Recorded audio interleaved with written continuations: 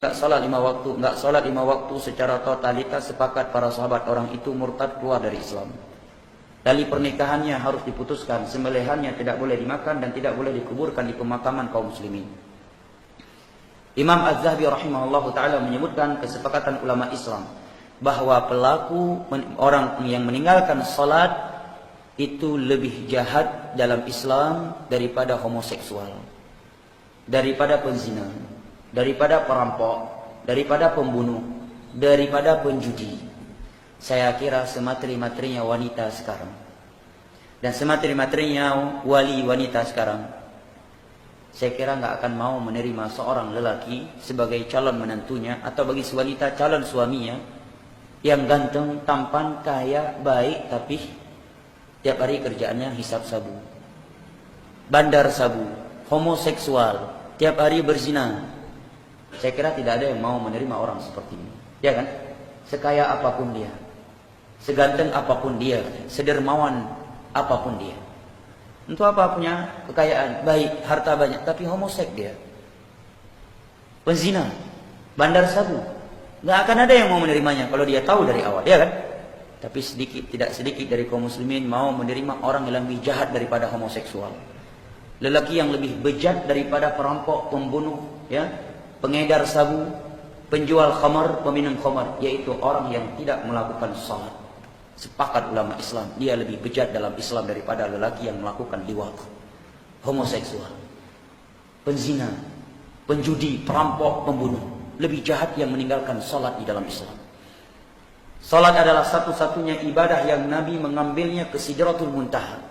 Nabi di-Isra dari Masjidil Haram ke Masjidil Aqsa, kemudian di Mi'raj ke Sidratul Muntaha, melewati 7 lapis langit, hanya untuk mengambil syariat ibadah salat. Selain ibadah salat, semuanya diterima oleh Nabi di muka bumi, di dunia, bukan ke langit. Dan Nabi SAW bersabda, al-ahdul ladzi bainana wa bainahum as-salah, faman tarakaha faqad kafar.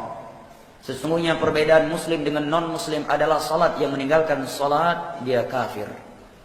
Ini hadis Nabi dari sahabat Buraidah, riwayat Abu Dawud. Dalam hadis riwayat Imam Muslim dari Jabir bin Abdullah radhiyallahu anhu, Nabi menyatakan bainal 'abdi awil syirki awil kufri tarkus salah. Antara muslim dengan kekufuran, kemurtadan dan kesyirikan adalah meninggalkan salat. Imam Ibnu Abdul Bar dalam kitabnya Tamhid, beliau hidup pada abad ke-4, menukilkan kesepakatan para sahabat bahwa orang yang meninggalkan salat secara totalitas hukumnya kafir, keluar dari Islam. Hanya setelah 3 generasi berlalu baru ada beberapa ulama berpendapat kalau dia masih meyakini wajib, belum kufur, cuma dosa besar, dipenjara, disiksa, dicambuk. Tapi kalau dilihat pada pendapat para sahabat, kata Imam Ibnu Abdul Bar, mereka sepakat. Di antara yang menyatakan demikian adalah seorang ulama tabi'in yang bernama Abdullah bin Syaqiq. Beliau menyatakan, kana sahabata la yarawna tarka syai'in minal a'mali kufrun illa salah. Para sahabat Nabi tidak pernah menilai dan berpendapat meninggalkan suatu ibadah dapat mengeluarkan seorang dari Islam kecuali salat. Saking besarnya masalah salat ini, Nabi Ibrahim, bapaknya para nabi, bapaknya para rasul, yang telah Allah beritakan kepada beliau bahwa anak keturunannya itu dari orang-orang yang ada dari kalangan nabi dan para rasul. Bersamaan itu beliau masih berdoa, Rabbi ja'alni muqimas salati wa min dzurriyyati.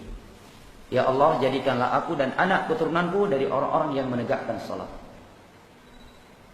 Pentingnya masalah salat ini, Allah memerintahkan kita untuk memerintahkan keluarga kita melakukannya. Bukan sekedar kita, wa'mur ahlaka bis salati wastabir 'alaiha.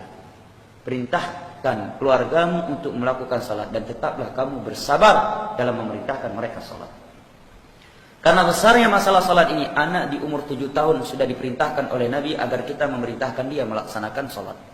Muru auladakum bis salati wa hum abna'u 7 sinin. Perintahkan anak-anak kalian salat ketika sudah berumur 7 tahun. Wa dhribuhum 'alaiha li'10, dan pukul dia kalau enggak mau salat tatkala telah berumur 10 tahun. Masalah salat bukan masalah kecil. Allah berfirman dalam surah Mudaththir menerangkan pertanyaan penghuni neraka, penghuni syurga kepada penghuni neraka. Ma salakakum fi saqar? Wahai penghuni neraka, apa yang membuat kalian tersungkur ke dalam neraka saqar? Mereka menjawab, lam nakum minal musallin, karena dahulunya kami tidak melakukan salat. masalah salat ini, saking besarnya masalah salat di sisi Allah Jalla wa'ala, jangankan meninggalkannya, melakukannya di luar waktu atau tepat waktu, hanya saja dia dengan sengaja tidak menerapkan wajibat dan rukunnya, Allah ancam dengan sebuah lembah yang ada di dalam api neraka. Allah berfirman, fawailul lil shallin alladzina hum 'an salatihim sahun. Wail kata sahabat Abdullah bin Abbas, wadi finnar, sebuah lembah yang ada di dalam api neraka. Wail bagi orang-orang yang salat, alladzina hum 'an salatihim sahun, yang sahun dari salat mereka. Maknanya kata para ulama, sahun dia mengerjakan sesuai dengan rukun, wajibat, sunnah, tapi di luar waktu. Subuh kena jauhkan tu baru sembahyang subuh. Ya. Asar ketika waktu sudah habis. Maghrib di waktu isya. Atau tepat waktunya, tetapi tidak menjalankan rukun-rukunnya. Tidak menjalankan wajibatnya dengan sengaja. Ini Allah ancam dengan wail, apalagi kalau dia tidak melakukannya sama sekali. Dan Nabi SAW bersabda dalam hadis riwayat Imam Abu Dawud dari sahabat Abu Hurairah radhiyallahu anhu, inna awwala ma yuhasabu alaihi al-'abdu yawmal qiyamah as-salah. Bahwa ibadah yang pertama kali dihisab di hari kiamat setiap hamba adalah salat. Kalau dia sukses dalam masalah salat, maka sangat besar kemungkinan dia akan sukses dari yang lainnya. Kemudian kata Nabi SAW, kalau dia memiliki banyak kekurangan di dalam salat-salat wajibnya, maka Allah sempurnakan dengan salat-salat sunnahnya.